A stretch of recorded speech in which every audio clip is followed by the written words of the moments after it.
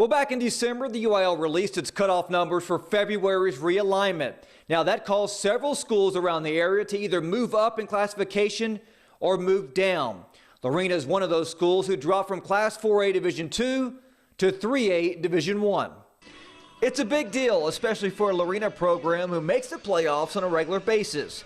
Despite the move down, the experts are picking the Leopards to finish not first, not second, not third, but fourth. You want to talk about motivation. Outside their weight room, they have a giant sign with the preseason predictions, and on the very bottom it says respect is earned, not given. The three schools in front of Lorena, Rockdale, Troy, and Cameron Yo, all rank in the top 11 to start the season.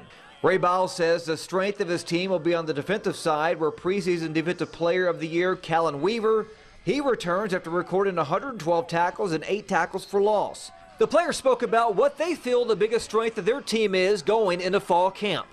I mean, I feel like we're strong on both sides. Both sides are working really well to get better every day. I don't know if there's a stronger side than the other. I think we're both getting stronger. It's a big motivation, but I mean, we got moved down, but that doesn't matter. We're still in probably the hardest district in 3A. So, I mean, we still just got to work and get better to beat all the other teams. One team that will see Lorena this season is McGregor. Head coach Mike Schill says the biggest strength of his team will be his senior class. They have a lot of three-year starters who should make a huge impact this season. Now, with 3 teams ranked in the top 15, plus Lorena making the drop down in classification, McGregor knows each and every week in district play is going to be a battle. The Bulldogs will also be highly motivated after Dave Campbell's Texas Football Magazine picked them to finish last in a 7-team district. So our whole senior class is coming back, and our chemistry is great in that class. And throughout all the years in high school, we've been good, and our chemistry is just great. I think we're just going to have to work hard. I mean, all of them are going to be good teams, so it really comes down to how well we play on Friday nights and how well we execute. Baylor's soccer team has been picked to finish 7th in the Big 12 preseason poll. The strange thing is they did pick up a first-place vote. Baylor welcomes back 14 letter winners for the 2020 squad, including 7 starters, but they also have 14 new players on the roster. The Bears return goalkeeper Jennifer Want, who ranks 2nd in program history with 39 wins, and 3rd with 25 career solo shutouts. Elizabeth Kloyman is back after scoring 4 goals as a freshman. She led the Big 12 in shot accuracy, and her hat trick against West Virginia was the first time a Baylor freshman accomplished that feat since their inaugural season back in 1996. Head coach Paul Jobson said despite his freshman class not being able to practice until this past Monday, a lot of them were able to stay in shape because of club soccer.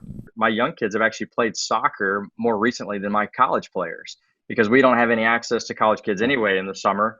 And a lot of those summer league teams have shut down. So my younger players that are at home with their home clubs, they were getting together in small groups and doing some work. So the great thing is the rush for the young kids isn't there really as much as the veteran players.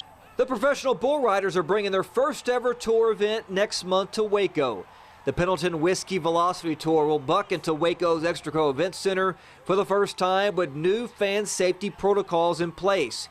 PBR's expansion tour will offer fans 4 nights of white-knuckle bull riding action over 2 weekends, with the event starting at 7:30 on September 11th and 12th and 18th and 19th. PBR will only sell up to 50% of arena capacity, split into pod seating to ensure social distancing and minimize fan crossover when entering and exiting seats. Now, tickets for the 4-night event are on sale right now, starting at $15. All event attendees will be required to wear facial coverings to enter the venue, and social distancing will be encouraged in all high-contact areas, including concession and restroom lines. And that's a look at sports. We'll be right back after the break.